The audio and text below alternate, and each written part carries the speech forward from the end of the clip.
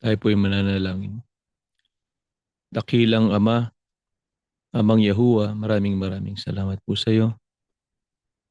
Pinupuri at pinasasalamatan ka namin ng buong puso at ng buong kaluluwa. Maraming maraming salamat po sa lahat ng iyong kabutihan, sa iyong awa at pag-ibig sa amin, sa mga pagbibigay mo sa amin ng mga biyaya sa araw-araw. At salamat po, binigyan po kami ng pagkakataon ngayon po na muling magkatipon sa iba't ibang dako ng mundo. Humihingi po kami ng tawad sa lahat ng aming mga naging pagkukulang sa iyo. Hindi po namin naisaktan ang iyong damdamin, Ama. Kami po ay nakapagpabaya. Humihingi po kami ng awa sa iyo. Muli mo po kaming tanggapin, kaawaan, at muli mong yakapin ang bawat isa sa amin. Sa amin pong pag-aaral ng iyong mga katotohanan, pakihanda ang aming puso at kalooban at naway tumatak sa aming puso ang iyong mga salita. Basbasa mo po ang magtuturo, maghahayag ng iyong mga kalooban. Naway maunawaan po namin ang iyong pasya upang kami makapagpatuloy sa aming paglilingkod sa iyo. Kawaan mo po ang mga may karamdaman, pagalingin mo po ang mga may sakit at lunasan mo po ang suliranin ng bawat isa sa amin. Pakitanggap mo po ang aming handog, basbasa mo po kami sa araw-araw ng aming buhay. Ang lahat po ng ito ay aming hinihiling sa pangalan po ng Panginoong Yahushua na aming dakilang tagapagligtas. Amen.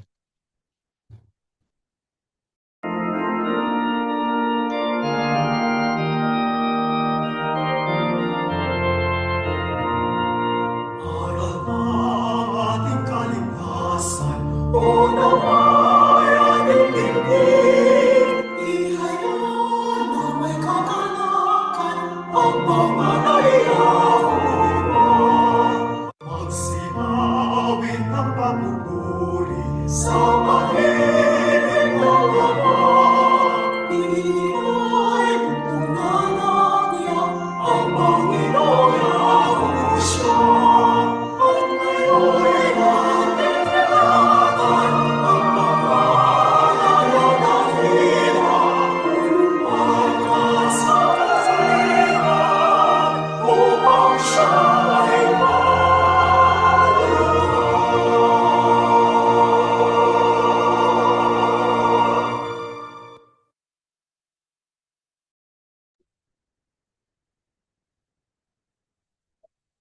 Mga mahal na kapatid, ang kabuuan po ng ating pag-aaral ngayong umaga ay maghahayag po ng dalawang katotohanan. Ito po ang lawak ng pagtitiis ng Diyos sa atin at ang kabigatan po ng kanyang darating na pag-uko. Wala pa po sa simula, pinili na po ng Diyos ang magpatawad, ang magtimpi sa halip na agad na siya'y magparusa. Makikita po ito unang-una po sa Genesis na sa halip na lipunin ng Diyos sina Adan at Eva, binigyan sila ng damit at pangako ng tagatubos. Kung pupunta naman po tayo doon sa panahon ni Noe, nagbigay siya po ng pataan o palugit na 120 taon bago ang baha para po bigyan ng daan ng pagsisisi ang mga tao. Ngayon, yung bayang Israel naman sa kanilang paglalakbay sa ilang, sa kabila po ng kanilang rebelyon, patuloy po ang pagkalinga ng Diyos sa loob ng 40 taon. Doon sa panahon ng mga propeta, paulit-ulit naman po nababala ang pinapadala ng Diyos sa halip na agaran niyang ginugunaw ang mundo. Ngayon, ang pinakasukdulan po na katibayan ng kanyang pagpapahinuhod at pagtitiis ay ang buhay po at kamatayan ni Yahushua na kanyang bugtong na anak. Kaya nga po ang panalangin ni Yahushua para sa mga nagpako sa kanya, patawarin sila dahil hindi nila alam ang kanilang ginagawa. Bakit po? Ito po ay isang paraan upang akayin ng tao sa pagsisisi. Pero meron din naman po ng hangganan ang biyayang pagpapahinuhod at pagtatyaga ng Diyos. Kaya binibigyan din po yung mga sinasadyang pagkakasala matapos po na makaalam ng katotohanan. Kaya dahil dito po, darating at darating yung takdang panahon ng paghukom kung saan po ang katarungan po ay ilalapat po ng ating Panginoon Diyos. Kaya magsimula po tayong magbasa ng ating Biblia. Ano po ang isang bagay na itinakdang gagawin ni Yahuwah at wala po makapipigil? Dito po sa first slide, sa 2 Pedro, sa kanyang 3:7, 15 at 9, ganito po ang ating mababasa. Ngunit ang sangkalangitan ngayon at ang lupa, sa pamamagitan ng gayon ding salita, ay iningatan talaga sa apoy, na itinataan sa araw ng paghukom at ng paglipol sa mga taong masama. Alalahanin ninyo na kaya hindi pa dumarating ang Panginoon ay para bigyan ng pagkakataong maligtas ang mga tao. Gaya nga ng mga isinulat sa inyo ng mahal nating kapatid na si Pablo sa pamamagitan ng karunungang ibinigay sa kanya ng Panginoon. Hindi mapagpaliban si Yahuwah tungkol sa kanyang pangako na gaya ng pagpapalibang ipinilalagay ng iba, kundi mapagpahinuhod sa inyo na hindi niya ibig na ang sino man ay mapahamak, kundi ang lahat ay magsipagsisi. Ano pong isang bagay na itinakdang gagawin ni Yahuwah at wala pong makapipigil? Ay yung kanyang itinakdang araw ng paghukom. Ang sabi diyan, yung kanyang tinakda, wala pong sino man ang makapipigil. Bakit po itinakda yung araw ng paghukom? Ang sabi diyan, upang lipulin po yung mga tao masasama. Ano po ang dahilan kung bakit pa hindi pa dumarating yung araw ng paghukom na itinakda ni Yahuwah? Hindi niya pinagpapaliban yung kanya, hindi po. Hindi niya pinagpapaliban yung tinakdang araw ng paghukom. Bakit po hindi niya ginagawat pa yung araw ng paghukom? Binibigyan po na niyang pagkakataon yung mga tao na ng baligtas. Nagpapahinuod pa si Yahuwah upang ang tao po ay magsipagsisi at huwag mapahamak. Bakit ayaw po ni Yahuwah na mapahamak ang mga tao? Basahin po natin sa next slide. Dito po sa Exodo 34, 1-7, ganito po ang ating mababasa. Dumaan si Yahuwah sa harap ni Moises at sinabi, ako si Yahuwah, ang mahabagin at matulungin Diyos. Mapagmahal ako at matapat ako at hindi madaling magalit. Ipinapakita ko ang pagmamahal ko sa maraming tao at pinapatawad ko ang mga kasamaan nila, pagsuway at mga kasalanan. Pero pinaparusahan ko ang mga nagkakasala, pati na ang kanilang salinglay hanggang sa 3 at 4 na henerasyon. Bakit ayaw ni Yahuwah na mapahamak ang mga tao? Sapagkat si Yahuwah po ay mapagpahinuhod. Si Yahuwah po ay mahabagin. Si Yahuwah po ay hindi madaling magalit. Kaya si Yahuwah po sa kanyang pagiging mapagmahal sa mga tao, ano po ginagawa niya? Nagpapatawad siya sa mga kasamaan, sa mga pagsuway, sa mga kasalanan ng tao. Pinapatawad niya. Nagbibigay po si Yahuwah ng pagkakataon na ang tao po ay pagsipagsisi at magbalik loob. Ngunit sabi diyan, nagpaparusa din siya doon sa mga nagkakasala. Sino po ang pinaparusahan niya nagkakasala? Ay yung ayaw magsipagsisi. Yung ayaw pong pagbalik loob. Kaya makikita po natin na ang Diyos, si Yahuwah po ay makaturungan. Hindi po siya hindi siya konsentidor. Ano po ang paraan na ibinigay ni Yahuwah upang ang mga tao po ay masipagsisi, magbalik loob at huwag mapahamak? Basahin po natin ang sagot sa next slide. Sa Roma sa kanyang 3:25 po, ganito po ang ating mababasa.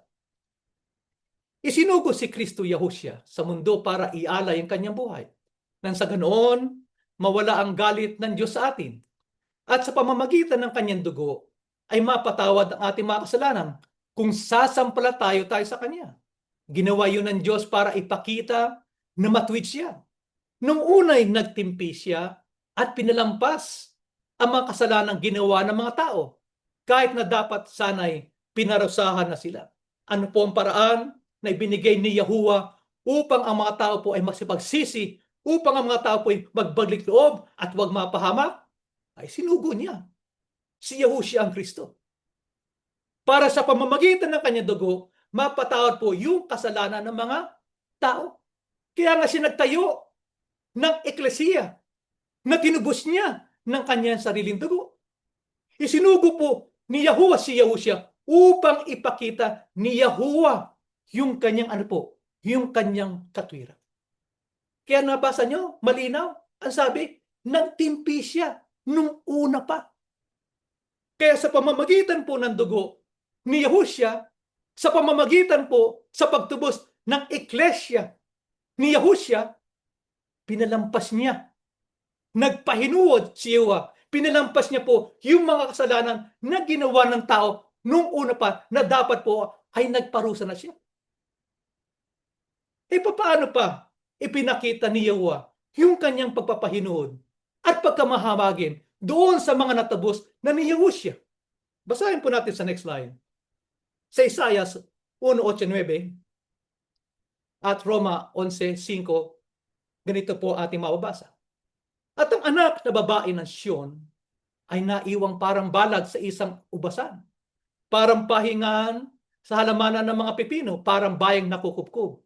Kung hindi nag-iwan sa atin ng napakakaunting labi ang Panginoon na makbo, naging gaya sana tayo ng Sodoma, naging gaya sana tayo ng Gomora. Basahin natin sa English version, ito tuwiran po. And the daughter of Zion has been left as a shelter in a vineyard, as a lodge in a place of cucumbers, as a city besieged. Unless Yahuwah of hosts had left a remnant to us, shortly we have been as Sodom, we have been like Gomorrah. Ganon din sa kasalukuyan, mayroon pang nalalabing mga hinirang ng Diyos dahil sa kanyang kagandahang loob. Tanong, paano pa ipinakita ni Yahuwah yung kanyang pagpapahinuod at pagkamahabagin sa mga natubos na ni Yahushua? Ang sabi diyan nag-iwan po si Yahuwah ng nung napakakauting labi mula doon sa anak na babae ng Sion. Sino ba yung Sion? Yung po eklesiya. Bakit po siya nag-iwan ng napakakaunting labi? Pag hindi po niya ginawa yun, magiging gayaan niya ng Sodoma, magiging gayaan niya ng Gomora. Anong ginawa ng Diyos sa Sodoma at Gomora? Pinurusahan. Hindi lang po parusa. Nilipol niya. He burned Sodom and Gomorrah to the ground. Ganyan po katindi ang parusa ng Diyos kapag naubos na po kanyang pagpapahinuod. Kaya sa Biblia po, yung remnant, yung mga nalabi, pag sinabi yung remnant, nalabi, yun po ay tumutukoy doon sa grupo, pangkat ng mga tao, na iningatan yung salita ng Diyos. Hindi sila napasama doon sa pagtalikod sa pananampalataya. Napatunayan nila yung kanilang katapatan sa pamamagitan ng pagsunod, sa pamamagitan pa ng pananalig, sa hindi nila pagpansin sa mga Diyos-Diyosan. Kaya ganyan po nangyari. Nung una pang panahon, tumalikod sila sa Diyos. Ang pinansin nila, yung mga Diyos-Diyosan. Nawala yung pagtitiwala doon sa Diyos. Iniwanan nila, kinalimutan na yung tipan nila sa Diyos.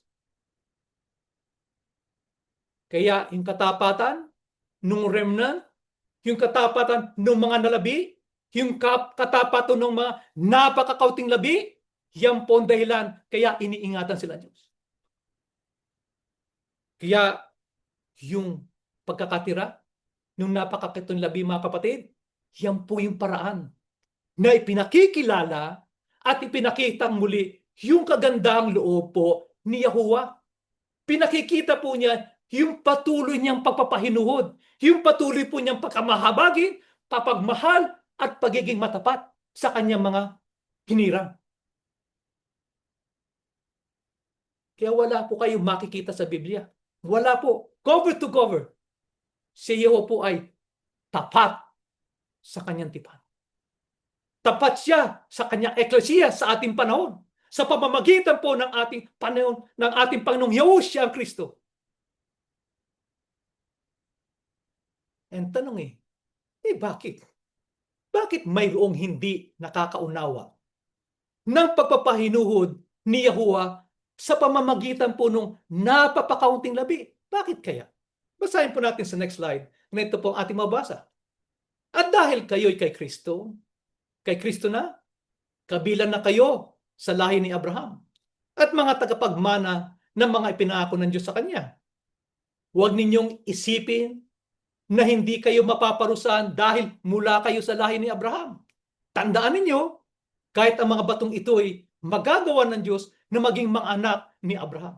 Bakit po mayroong hindi nakakaunawa nung pagpapahinuod ni Yahuwah sa pamamagitan po nung napakakaunting labi? Ang sagot sa atin ay iniisip nila na yung pagiging kaani po doon sa organized religion, sapat na yan upang sila'y maligtas na. Sapat na po yan para wag silang maparusahan. Iniisip nila sila'y makakaiwas doon sa parusa na Yahuwah dahil sila po ay naging kay Kristo na. Kay Kristo na bilang lahi ni Abraham sa pangako.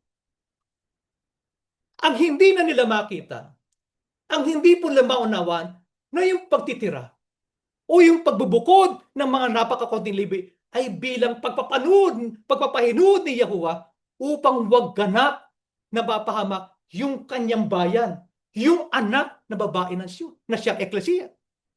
Bakit po mapapahamak yung anak na babae ng Siyon? Sapagkat nagtaksil Tumalikod siya sa Diyos. Hindi pinuri ang Diyos gaya ng pagkakahula sa kanila.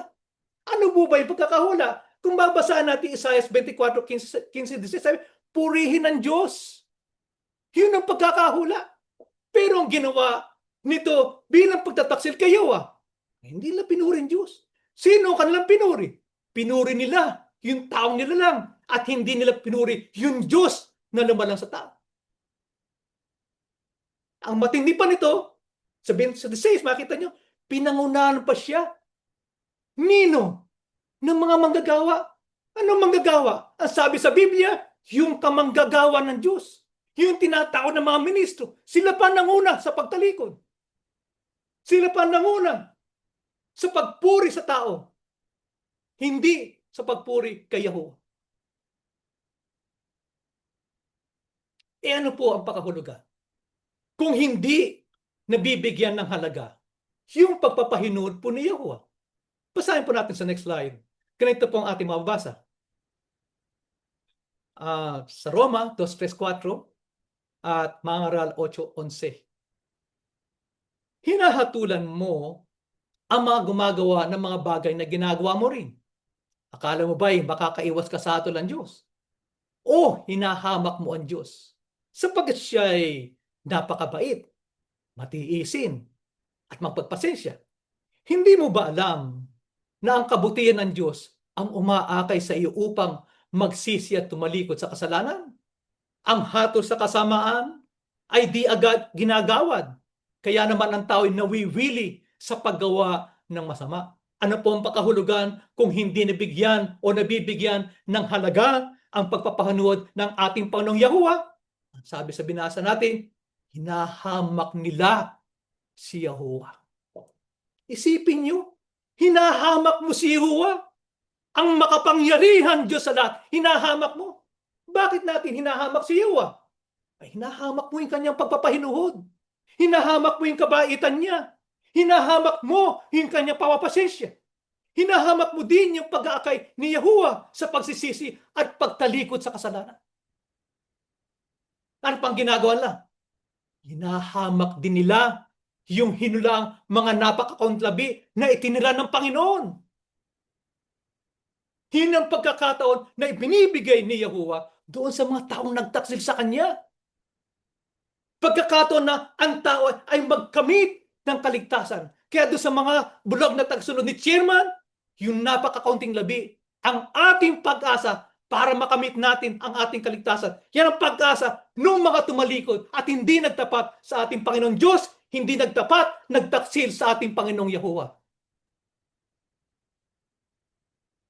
Yan ang nabibunga po sa tao sa ginagawang pagpapahinuon ni Yahuwah.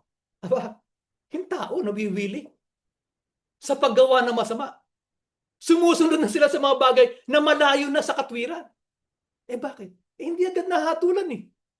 Hindi agad nakikita yung parusa na darating sa kanila sa ginagawang lang paglabag dun sa salita ni Yahuwah. Kaya, kung hindi na nakikita, patuloy pa din. Patuloy pa din sundin yung ninanais ng kanilang mga puso. Hindi sila tumitigil eh. Hindi sila nagbabago doon sa mga maling gawain. Hindi na pinakikinggan yung panawagan na may darating na kaparusahan. Tanyo, hindi sila natitinag eh. Hindi sila nababahala, kaya patuloy pa din silang gumagawa ng kasalanan at makasamaan sa harapan ng Diyos. Ano po ang panyaya ni Yahuwah sa kanyang mga lingkod? Ganito po ang ating mga basa sa next slide. Jeremias 18:11, Roma 2:5-6. Kaya sabihin mo sa mga taga-Huda at mga taga-Jerusalem na ito ang sinasabi ko. Makinig kayo. May binabalak akong kaparusahan para sa inyo. Kaya tumigil na kayo sa masasama ninyong pag-uugali. Ang bawat sa inyo ay magbago na ng ginagawa at pag-uugali. Ngunit dahil matigas ang iyong ulo at ayaw mong magsisi, lalo mong pinapabigat ang parusang igagawad sa iyo sa araw na iyon, kung kailan ihahayag ang puot at makatarungang paghatol ng Diyos, sapagkat igagawad niya sa lahat ng tao ang naaayon sa kanilang mga ginawa. Ano po ang panyaya ni Yahuwah sa kanyang mga lingkod? Sabi, tumigil na. Tumigil na po doon sa masasamang mga pag-ugali. Ano ba yung masamang pag-ugali? Kapag mataas, kulang sa pag-ibig sa ating kasama na tagasunod ng ating Panginoong Diyos. Ano ba? Mapaghatol sa kanyang kapatid. Hindi siya marunong magpatawad. Ang sabi niya, magbago na po sa mga ginagawa. Magbago na po doon sa maling pag-uugali. Bakit po? Diyan ang dahilan. Ayaw ni Yahuwah na dumanas po ng itinakda niyang kaparusahan sa kanyang mga lingkod. Ayaw niya nun. Natatandaan niyo natin leksyon? The death of the righteous. Ayaw niya yung kanyang mamayan. Namamamatay lamang na walang pagbabago. Ano po ang masamang ibubunga kung hindi natin diringgin ang panyaya ni Yosya? Ang sabi diyan, pinapabigat yung parusang igagawa. Kaya pag dumating kaparusahan, ayaw nating magbago, wala tayong maidadahilan sa araw paghukom. Kailan yung pag-araw mag-Rome? Yun ang pagkatapos na po no, araw ng rapture. Doon po mahayag yung makatarunang paghatol ni Yahuwah. Kaya sabi sa atin, yung panyaya sa atin, wag nang maging matigas ang ating ulo. Wag na po natin pagmatigasan yung ating puso. Magsisi na po tayo at magbalik ng loob na tayo kay Yahuwah. Alam niyo, sa panahon natin, kita niyo naman, sa current news natin, malapit na tayo sa kawakasan, mga kapatid. Hindi na uso yung matigas ang ulo. Hindi na po. Pati yung pamamatigas ang puso. Naalala niyo ba yung tinatawag na sa metaphor po yung boiling frog? Yung boiling frog, pag nagpakulo kayo ng tubig, nilagay niyo yung frog doon, biglang tatalon yun eh. Pero, ang gagawin sa boiling frog, ilalagay sa room temperature. Unti-unti yung pakukuluan. Sa palayok, hanggang sa mamatay sa pagkakaluto. Anong aplikasyon natin sa buhay na yan? Abay, mga tao, pag may dumarating na babala mula kay Yahuwah, hindi sila tumutugon. Babagal sila. Hindi nila pinapansin. Hanggang sa Hanggang sa dumating yung panahon na huli na ang lahat. Huli na. Bakit? Hindi mo, dinisregard mo yung pagpapasensya, yung pagpapahinood ni Yahuwah, yung kanyang pagpapaalala sa atin. Alam niyo, malapit tayo sa rapture. Bakit? Yung nangyari sa atin, abay parang tribulation na eh. Parang pre-tribulation na. Anong ibig sabihin nun? Kung ito ay tribulation, ano pong mauna mga kapatid? Rapture. Di ba? Kung ito ay nagbabadya ng tribulation at pre-tribulation, malapit na ang araw na ating kaligtasan. Tingnan niyo. Oil crunch, tumataas ang bilihin, inflation, globally, yung fertilizer, wala. Abay, it's all confluence. Sabay-sabay nangyayari. Bakit? Nagkaganap yung hula ni Yahuwah. Kaya sabi niya, huwag na nating sayangin ang pagkakataon. Yung pagkakataon na binibigay sa atin para maligtas. Kaya yung pagkakataon na yun, ay hindi para sa iba na magpapasya para sa atin. Hindi po tayo sa ating sarili. Magpapasya po tayo sa ating sarili na samantalahin yung pagkakataon na maligtas. Yung pagkakataon na ililigtas tayo, yung kaligtasan na ipinangako at binibigay ni Yahuwah para sa atin. Ano po ang matyagang ginagawa ni Yahuwah sa kanyang mga lingkod upang wag dumanas ng kaparusahan? Basahin po natin sa next line. Sa Roman 9:22-24 po, ganito po ang ating mababasa. Kaya, kahit nais nang ipakita noon ng Diyos ang kanyang puot at ipakilala ang kanyang kapangyarihan, buong tiyaga pa rin niyang pinagtiisan ang mga taong dapat sana'y parusahan at lipulin. Ginawa niya yon upang ipakilala ang kanyang walang kapantay na kadakilaan sa mga taong kanyang kinahabagan, na nung una pa'y inihandanan niya para sa kalwalatian. Tayo, ang mga taong yon na tinawag niya, hindi lamang mula sa mga Hudyo, subalit mula rin sa mga hintil. Ano po ang matyagang ginagawa ni Yahuwah sa kanyang mga lingkod upang wag dumanas ng kaparusahan? Sabi sa Biblia, patuloy niyang pinagtitiisan. Hindi lang basta-basta pagtitiis ang ginagawa sa atin ng ating Panginoong Yahuwah. Ano pa? Yung pagtitiis ng buong may pagtsatsaga. Para ano po? Para sa kanyang mga lingkod. Hindi pa rin po nagpaparusa si Yahuwah dahil banayad siya sa paggagalit. Hindi po siya madaling magalit.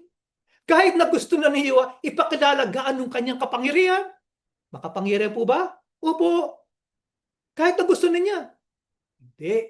Ang ipinakikilala niya sa atin, yung kanyang walang kapantay na kadakilaan, yung kanyang walang kapantay na ano po? Kahabagan. Sino po ang mga pinagpakitaan ni Yahuwah ng kanyang kadakilaan at kahabagan?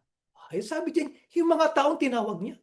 Ano ba yung tinawag niya? Naging kaani doon sa eklesiya. Ano ba yung eklesiya? Hindi yung organized religion. Hindi yung korporasyon. Ano yun? Yung mga samahan ng mga taong sumasampalataya at sumusunod sa ating Panginoong Yahushua ang Kristo. Yan po yung napakakaunting labi, mga tagosunod ni Yahushua sa ating pong panahon. Ano po ang dahilan na mga ginagawang ito ni Yahuwah sa kanyang tinawag? Ano po? Ay sabi diyan, malinaw, upang ihanda sa kalwalatian. Salip na parusa at pagkakalipol. Kinat niyo po yung delineation. Kung paano pagkakaiba ng kanyang tinawag. Kung paano pagkakaiba nung napakakaunting labi. Inihanda tayo sa ano? Sa kalwalatian. Kaya nga ito'y pinapatawad eh. Kaya nga siya nagpapasensya. Kaya nga siya nagpapahinood.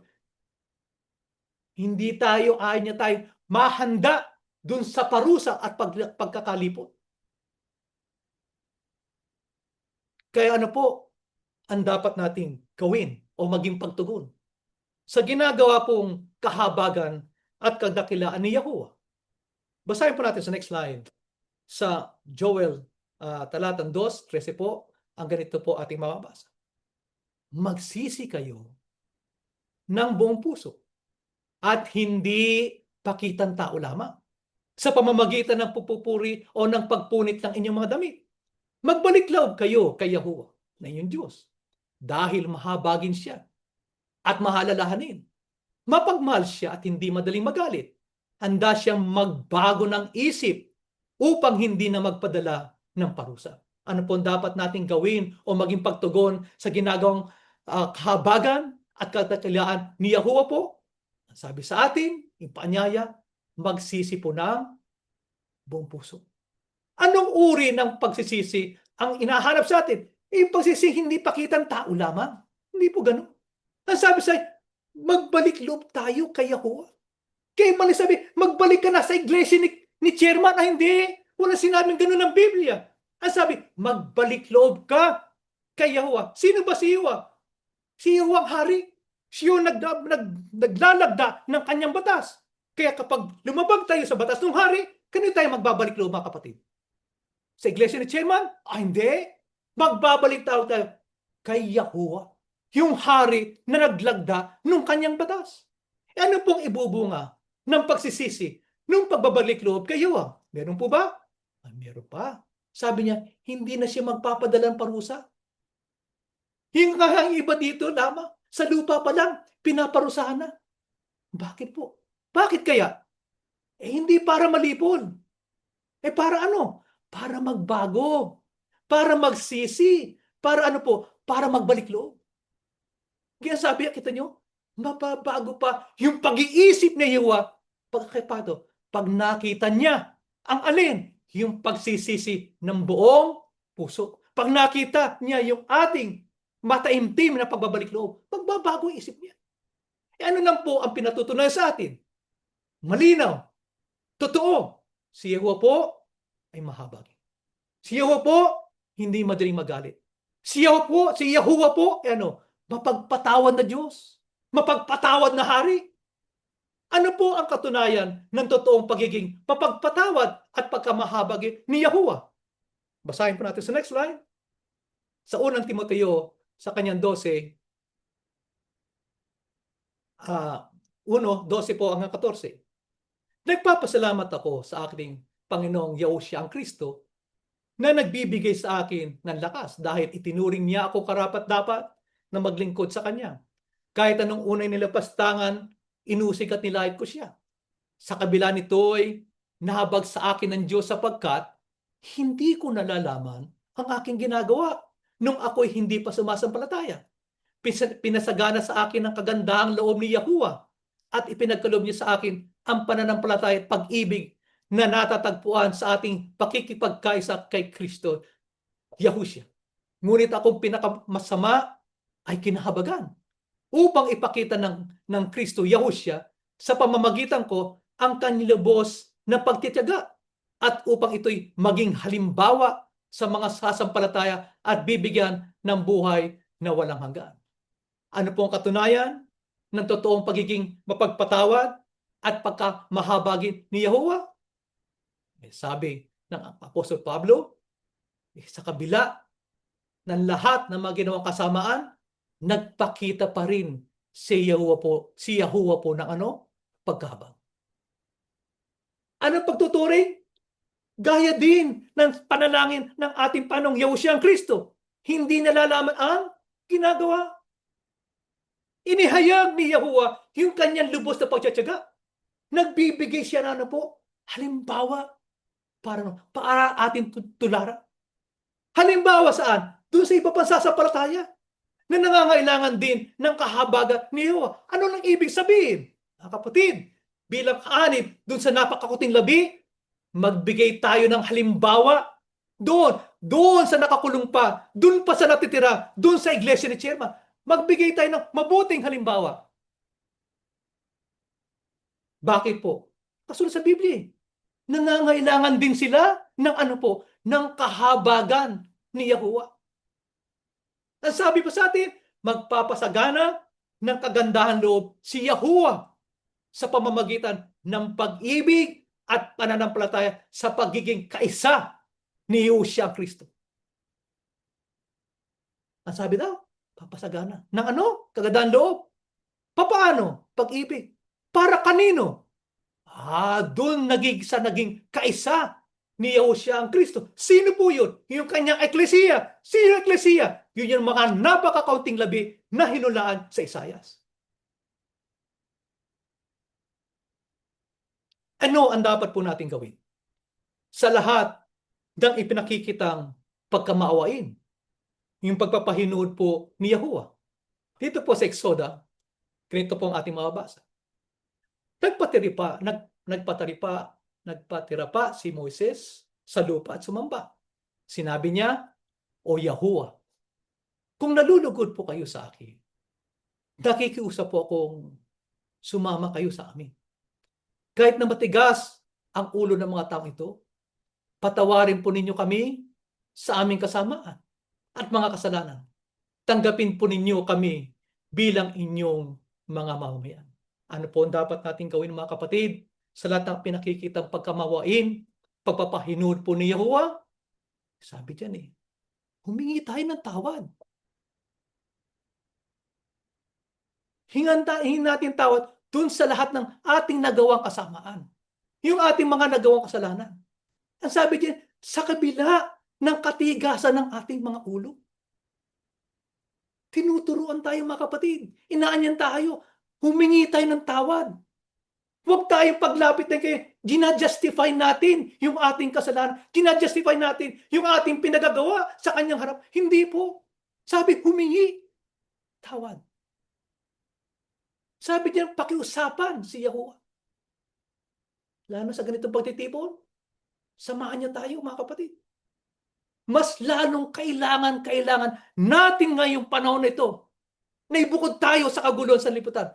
Kailan natin makikita yung pagpapala at pagsama ng ating Panginoong Yahuwah. Tanda ng kanyang pagsama sa atin sa ating mga pagsamba. Doon nahayag yung pag-ibig, doon nahayag yung pagpapahinood, pagpapatawad ni Yahuwah sa kanyang bayan. Kaya pananalangin tayo, mga kapatid, makikiusap tayo. Sa kabila ng ating maraming kasalanan, tatanggapin niya tayo bilang kanyang bayan. Bilang bayan na kanyang hinulaan na napakaunting labi. Naway, basbasan tayo ng ating Panginoong Yahuwah, ating Aba. Tumayo po tayo po ay mananalangin, mga kapatid.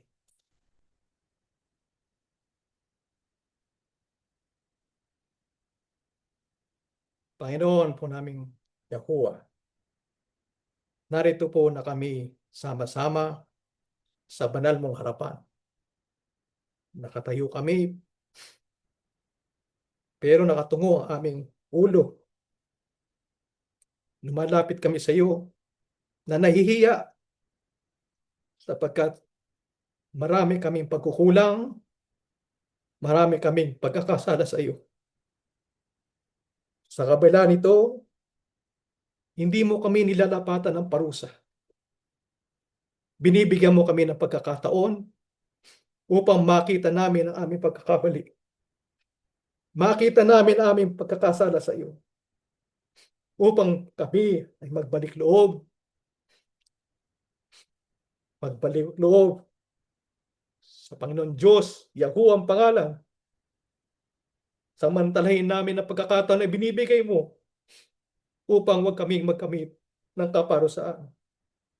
Narito kami, Ama, kinikilala namin ang aming pagkukulang sa iyo. Hindi kami nagdadahilan. Alam mo naman, alam din mo namin sa aming puso, ang aming mga kahinaan, ang aming nagagawang pagkukulang sa iyo, pagpapabaya sa aming tungkulin. Ama namin, nakikiusap kami sa iyo, kaawaan mo naman kami, sapagkat sa ganitong pagsamba, ang pag-asa namin ikaw. Pag-asa namin sasamahan mo kami.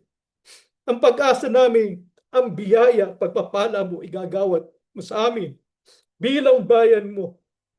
Ngunit, ang kasalanan namin, baka maging hadlang. Baka maging hadlang na igawad mo ang aming hinihingi sa iyo. Kaya, Ama, buong puso, taimtim, hindi pa kitang tao, nakikiusap kami sa iyo. Patawarin mo naman kami.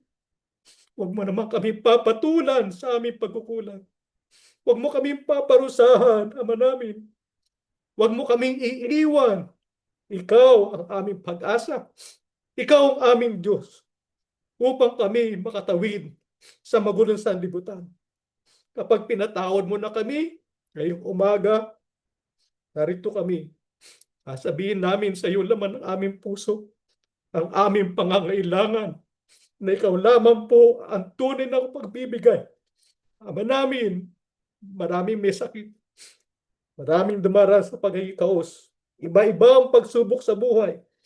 Iyayanig ang aming pananampalatay pag-asa sa iyo. Ama, huwag ka pong papayag na kami mahiwalay pa. Huwag ka pong papayag na kami mawala ng pag-asa at malugpok, sapagkat kailangan naming marating ang araw na aming kaligtasan. Nagpipilit din naman kami, pero ang pagpipilit namin mawawala ng saysay kapag hindi mo kami pinatawad, kapag kami iniwan mo. Kaya Ama namin, sa pagsambak ito, sa pamamagitan ng Santong Espiritu, sa pamamagitan ng walang sawang awa, Panginoon, pakinggan mo sana ang aming manalangin sa iyo. Igawan mo ang lahat ng hinihingi ng aming puso. Ikaw na po ang bahala sa amin. Ikaw na po ang bahala sa amin sa araw-araw. Maging sa aming sambayan, sa aming mga anak, maging sa aming mahal sa buhay na hindi pa namin kasama. Sa ganitong pagkakilala, kaawaan mo kaming lahat. Upang sa araw na yun, nakukunin na kami ng aming Panginoong Yahushua. Tulutan mo sana ang awa mo, manatili sa amin, upang kami ay maligtas sa kaparusahan mo na igagawa mo sa lipunan. Matibay ang aming pag-asa na diniling mo po ang aming pakiusap. Pinagkalooban po sa amin aming hinihiling mula sa aming mga puso. Ang lahat pong ito ay aming hinihiling sa tanging karapatan po lamang at pangalan ng aming Panginoon at Pagligtas, Panginoon po namin, Yahushua ang Kristo.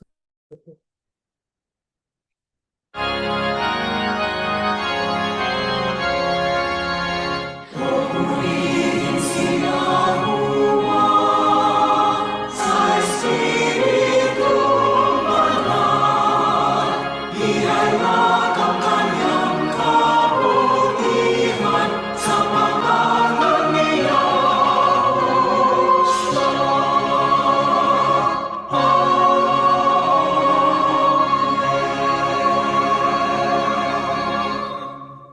Ang biyayang pagliligtas ng ating Panginoong Yahushua ang Kristo, ang pag-ibig ng Diyos na si Yahuwah, at ang pagkikipag-isa ng Banal na Espiritu, sumati nawang lahat, mula ngayon at magpakailanman. Amen.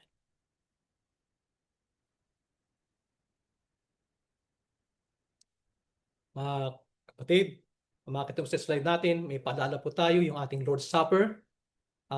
Magaganap po yan sa screen sa April 1, 2026.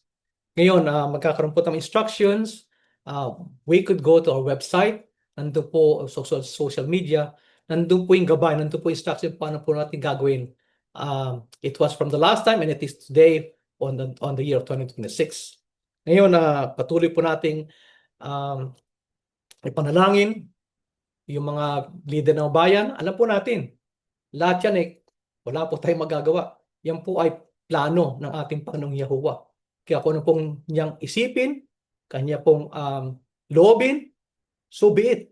Kaya sabi po sa ating mga napakauting labi, gaya po ng ating Panginoong Yahuwah sa Kristo, sabi, the only thing that matters, yan na po, yung kalooban po ni Yahuwah. Kaya, pero patuloy po natin ipanalangin po ang mga leader ng mga bansa. Yan po ang ating leksyon, ating pagsamba sa iyong umaga. Have a great weekend po, mga kapatid.